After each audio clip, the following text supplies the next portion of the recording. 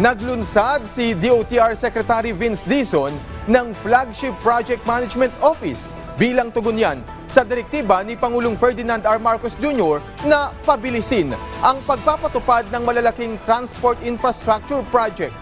May balitang pambansa si Bernard Ferrer ng PTV. Bumuo si Transportation Secretary Vince Dizon ng Flagship Project Management Office o FPMO bilang tugon sa direktiba ni Pangulong Ferdinand R. Marcos Jr. na pabilisin ang pagpapatupad ng malalaking transport infrastructure projects upang mapagaan ang pagbiyahe ng mga commuter.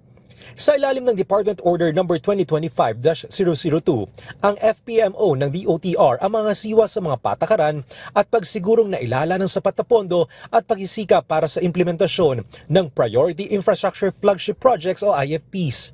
Bukod dito, tututukan at babantayan ng FPMO ang proseso ng IFPs kabilang ang Metro Manila Subway Project, North-South Commuter Railway Project, EDSA Busway Project, EDSA Greenways Project, Cebu Bus Rapid Transit at Davao Public Transport Modernization Project. Personal itong susubaybayan ni Secretary Dizon bilang chairman ng FPMO.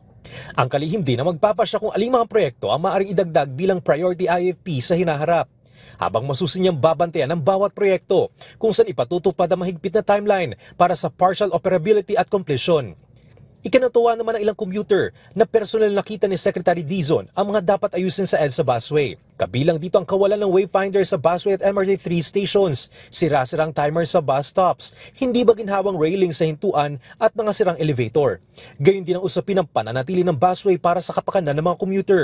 Maganda po na na-experience talaga. Kung paano namin na-experience yung hirap, meron din yung enjoyment. Positibo rin ang ilan nating kababayan sa posibilidad na mapalawig ang operating hours ng Metro Rail Transit at Light Rail Transit. Isa po ako dun sa makikinabang kung mag-e-extend po sila kasi usually nag-e-extend din po ako sa work ko. So kung mag-e-extend din po yung working hour, mas makakatipid po ako kasi inaabangan na rin ng mga motorista ang mas mabilis sa paglabas ng kanilang mga plaka mula sa Land Transportation Office matapos ipag-utos si Transportation Secretary Dizon na dapat mailabas ito sa loob ng 27 oras. Mula sa People's Television Network, Bernard Ferrer para sa Balitang Pambansa.